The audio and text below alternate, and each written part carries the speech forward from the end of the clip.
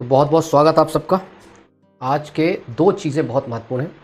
एक तो Madhya Pradesh police constable का, दूसरा एमपीएसआई का सिलेबस को लेकर के। दोनों ही प्रपोजल जो है गवर्नमेंट की तरफ से, पीएचयू की तरफ से गए थे, उनकी चर्चा करेंगे। अब 3-4 चीज़ें दिमाग में रखें। एमपीएसआई के सिलेबस की थोड़ा जिक्र करूंगा कि गवर्नमेंट का क्या प्रपोजल क्या है और वो आपसे क्या चाहते, क्या उम्मीद है। तो सबसे पहले हम एक चर्चा करते हैं, एक बेहतर चर्चा करते हैं। ठीक है, चर्चा हमारी होगी। साथियों, वीडियो में आगे बढ़ने से पहले मैं आपके लिए मध्य प्रदेश पुलिस आरक्षक भर्ती 2023 की तैयारी के लिए एक बुक सजेस्ट करना चाहूंगा, जो कि चक्षु प्रकाशन के द्वारा निकाली गई है। इस किताब में आपको 5 शॉर्ट पेपर, 3200 बहुविकल्पीय प्रश्न उपलब्ध कराए गए हैं। इस बुक में सिलेबस के अकॉर्डिंग सभी सब्जेक्ट को कवर किया गया है। इस बुक की खास बात यह है कि इसमें सभी प्रश्नों के उत्तर व्याख्या सहित समझाए गए हैं। इस किताब के अलावा चक्षु प्रकाशन के द्वारा प्रैक्टिस सेट भी उपलब्ध कराए गए हैं। पुलिस आरक्षक की बेहतरीन तैयारी के लिए आप चक्षु प्रकाशन की स्टडी गाइड और प्रैक्टिस के लिए प्रैक्टिस सेट की यह किताब मंगा सकते हैं। इन किताब का लिंक डिस्क्रिप्शन में दिया गया है। आप इसे अमेजोन या फ्लिपकार्ट से मंगा सकते हैं। चर्चा करेंगे थोड़ा एसआई को सिलेबस को लेकर के। ठीक है, और दूसरी चीज मैं आप लोगों को तब तक दिखा देता हूं कि जो प्रपोज हुआ था, बहुत पहले से एक बार बता चुका हूं ऑलरेडी, फिर भी सोचा एक बार बता देता हूं मैं, क्योंकि दिल है कि मानता नहीं। आप सबको पता है कि जब पुलिस भर्ती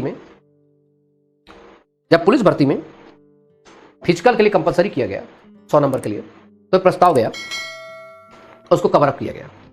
और अभी तक सब इंस्पेक्टर की भर्ती का रुकने के सिर्फ वजह एकमात्र यही प्रस्ताव है। तो इन्होंने एक चीज कही थी कि जब घोषणा की गई थी, एक तो पहले मुख्यमंत्री द्वारा 27 को, कि पुलिस भर्ती परीक्षा शारीरिक परीक्षा के 50% अंक निर्धारित किए जाएंगे।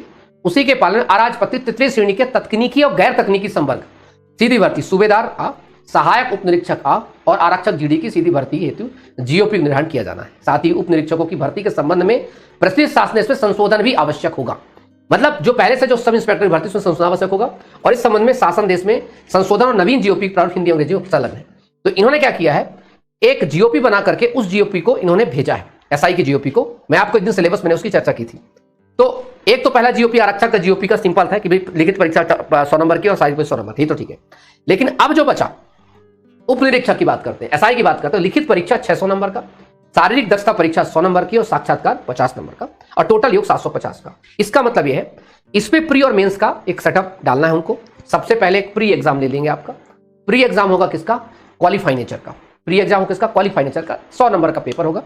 100 नंबर का पेपर में आपको क्या देंगे, सिर्फ वो 10 नंबर की मैथ, 10 नंबर रीजनिंग, 10 नंबर की हिंदी, 10 नंबर की जीके, साइंस, सोशल साइंस, दुनिया भर का तमाम चीज करके 10 यूनिट बनाकर 100 नंबर का आपका पेपर लेंगे। 10 गुना बच्चों को क्वालिफाई करेंगे। क्या करेंगे, 10 गुना बच्चों को क्वालिफाई करेंगे बस। अब उन 10 गुना बच्चों का होगा मेंस लिखित परीक्षा 600 नंबर। 600 नंबर में आपको पता 300 को 2 पेपर कर देंगे, और 302 पेपर करने के बाद पेपर के अंदर वही मेंस वाला सिस्टम जैसे एमपीपीएससी कराती है, बस इसमें लिखित नहीं होगा, ऑब्जेक्टिव होगा, एमसीक्यूज होंगे। ठीक है, वो चीज डाल देगा। जैसे आपका पहला 150 नंबर में आपका हिस्ट्री ज्योग्राफी आ गया, हिस्ट्री ज्योग्राफी में थोड़ा बहुत एमपी भी आ गया, तमाम चीज आ गई। दूसरा 150 में पॉलिटी में भारतीय संविधान, इसकी विशेषताएं क्या है, पुलिसिंग की व्यवस्था क्या है, भारत में पुलिसिंग क्या इंपॉर्टेंस है, लोकतंत्र पुलिस की क्या भूमिका है, ऐसे तमाम इस प्रकार की चीजें। सामाजिक क्या है, आज के में आप देखो आतंकवाद बढ़ रहा है, ठीक है, धार्मिकता, ये असहिष्णुता, बहुत सारे टॉपिक उसमें मर्ज कर दिए जाएंगे। उसके बाद जो दूसरा पेपर होगा जो 300 नंबर का, उसको 2 पार्ट डिवाइड करेंगे। इसमें साइंस एंड टेक्नोलॉजी, साइबर, ये तमाम चीजें हैं, विज्ञान संबंधित, थोड़ी भी इकोनॉमिक, जो टेरर है, ये सब चीजों के बारे में क्वेश्चन होगा। और जो बाकी का जो 150 है उसमें मैथ्स और रीजनिंग 150 नंबर की। तो कुल मिला के एक क्वेश्चन कैसा हो गया, वो एमसीक्यूज बेस पर है और उसके आधार पर चीज करेंगे।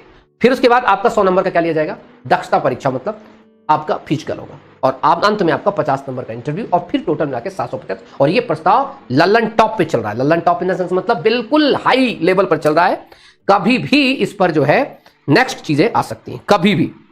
तो अब पीएससी निकालना आसान होगा, सब इंस्पेक्टर बनना कठिन होगा। यह दिमाग में रखने का प्रयास करें, क्योंकि अब पीएससी निकालना आसान हो जाएगा, लेकिन एक सब इंस्पेक्टर बनने के लिए आपको काफी चीजें करनी पड़ेंगी। मतलब नहीं, इंग्लिश को वो कहीं भी डाल सकते हैं। उनके पास 600 नंबर का है तो एक इंग्लिश हटा सकते हैं या कहीं डाल सकते हैं, क्योंकि अभी जो वर्तमान में जो चयन शाखा में है, उनका मानना है कि लैंग्वेज कोई बड़ी बात नहीं है। बड़ी बात है कि सब इंस्पेक्टर के पास नॉलेज होना। आज का सब इंस्पेक्टर सिर्फ हिंदी और इंग्लिश के दम पर सिलेक्शन लेता है, और हिंदी और इंग्लिश का पुलिस में कोई काम नहीं आता है। पुलिस में काम आता है लोकतंत्र में पुलिस की भूमिका क्या है, क्या पुलिस गाली देने वाले होने चाहिए या पुलिस संवेदनशील होने चाहिए।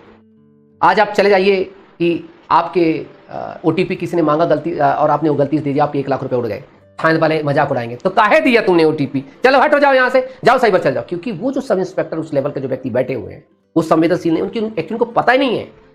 उनको पता नहीं है कि एक्चुअली साइबर में हो क्या रहा है, एक्चुअली उनको पता नहीं है कि इस टेक्नोलॉजी का दुरुपयोग कैसा है। प्रॉपर उन्हें ये नहीं पता स्पूफिंग क्या है, स्पैमिंग क्या है, फिशिंग क्या है, शायद आपको भी नहीं पता है। ऐसा लगता है मैं इसके सपोर्ट में हूं। सपोर्ट में इसलिए हूं क्योंकि आज एक दरोगा के पास चीजें होनी चाहिए, क्योंकि दरोगा है वो एक क्षेत्र का, उस क्षेत्र का बॉस है, वो ऑफिशियली बॉस है, वो जन सुरक्षा, धन सुरक्षा और कानून का रखवाला है वो उस क्षेत्र का। और उसके पास अगर ये संवेदनशीलता नहीं है तो फिर काहे को उसको 2 स्टार लगा के बैठा दियो। तो आज समय के हिसाब से एक बहुत इंपॉर्टेंट है, तो बहुत अच्छे तरीके के साथ उसको चलना चाहिए। और मुझे ऐसा लगता है कि इसमें सरकार इनके खिलाफ इसमें नहीं जाएगी, सरकार उसको एक्सेप्ट ही करेगी। ठीक है, तो ये दिमाग को रखेंगे अच्छे से। और चूंकि इसमें जो एडीजी जो है संजीव साहब हैं जन शाखा के, वो बहुत विजनरी इंसान है। ठीक है, he is a very visionary personality. हाँ, कुछ चीज़ों में उन्होंने पता नहीं कैसे गलती कर दी। मैं तो साफ तौर पर बोलता, अगर मेरी वीडियो का भी अगर हो सकता है संजीव साहब देखें तो उनको लगेगा दिनेश ऐसा क्यों कह रहा है। जैसे उनसे गलती कहाँ पर हुई है, वो हॉरिजॉन्टल और वर्टिकल रिजर्वेशन को बांटने में वास्तविक बहुत बड़ी मिस्टेक है। शायद वो अभी समझ नहीं पा रहे, बाद में चाहे कोर्ट उन्हें समझाए तो शायद समझ पाए। Otherwise he is a very royal person, he is a very royal person. ठीक है, जानते भी हैं मुझे, क्योंकि एक बार जब आईसीपी केसी वाला कांड हुआ था तो काफी चर्चित हो चुका था उस समय, तो जानते हैं।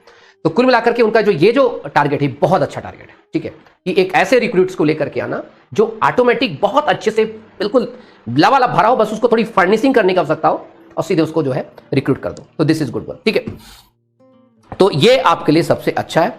तो दिस इज गुड वन। तो आप सभी लोग जो है अच्छे से अपनी तैयारी करिए। और अब देखो, तय है जब इस प्रकार का सिलेबस होगा तो तैयारी हमें फिर ढंग से करनी पड़ेगी, और उस तैयारी के लिए हमें अच्छे शिक्षक चाहिए होंगे।